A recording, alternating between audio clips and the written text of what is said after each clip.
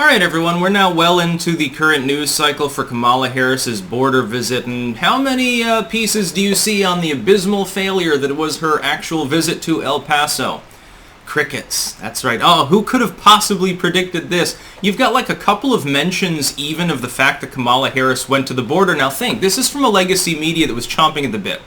Chomping at the bit to do fluff pieces mainly, number one, but also, you know, even if they don't want to hold her accountable, they still do want to interact with Kamala Harris. They would like to do the photo op at the border. Instead, what does she do? She touches down at a goddamn airport in El Paso, miles from the actual border, in a place that, by the way, fortified its own local border literally years ago, and it dropped the crime rate massively and literally proved that Trump's kind of border strategy can and does work.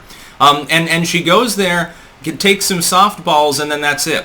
Not one legacy media outlet calling her out for the fact that she avoided the actual border crisis, which is primarily in the Rio Grande Valley and parts of southern Arizona. She didn't go there. She went to El Paso, almost 800 miles away on a straight line from McAllen, Texas, so way far away from the Donna area. Nobody called her out on the fact that she dovetailed this in with gun crime sputum alongside Biden, who separately was doing the same thing in a complete pivot.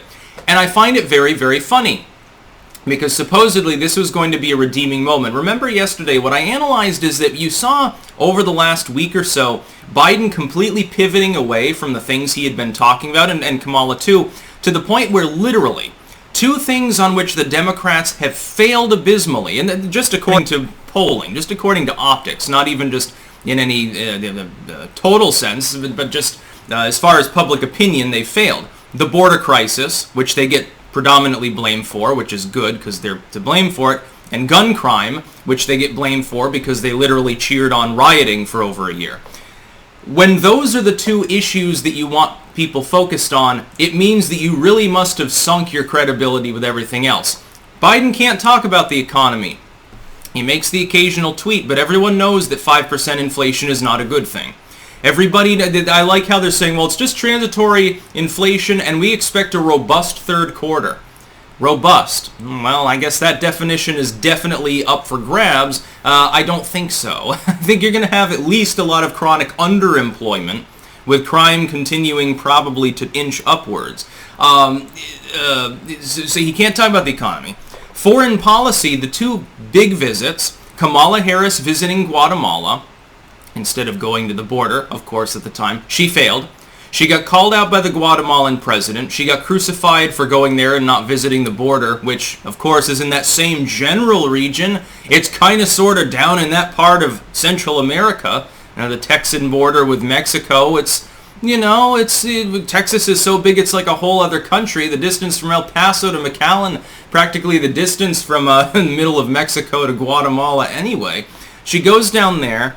She gets flummoxed. Faces protests too. People not knowing what the fuck she's doing. They stopped talking about that visit, by the way, in less than 24 hours because she got egg on her face. And then Biden goes to G7. He totally messes up there. Then goes to meet with Putin. Totally messes up there. The optics are just terrible. So if you can't talk about your diplomacy, your foreign policy, because you fucked up and your VP fucked up, you can't talk about anything external. And you can't talk about the economy. What's left to talk about? Literally, in order to be visible at all, he had to pivot to these particular issues. Now, she's failed on the border crisis.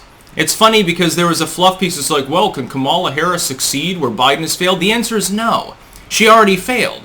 The border czar didn't even visit the border. She was never at the border during this visit either, yet no legacy media outlet is saying that. She was in El Paso at an airport. She did not go to the border. Even if she had, it was not the part of the border that's actually in crisis. The parts of the border that are in crisis are a few gaps in southern Texas. That's the main one. Parts of Arizona and a little bit of, if I remember correctly, southern California. Those are the crisis areas, not El Paso. There were fewer people crossing there to begin with. There was a piece in, I think it was in the Federalist actually, they were pointing out that Kamala Harris accidentally evinces exactly what Trump was saying about how to actually solve the problem. If you build a wall, they will not come. Now, of course, you're still going to have border crossings, but they dropped the total by more than 2/3. That's fantastic. And they did this, by the way, without the Trump wall, which is massively improved from what they put up. They've got like the standard double 12-foot chain link and extra agents and like monitoring systems. Those monitoring systems in every place that Trump retrofitted have been massively upgraded.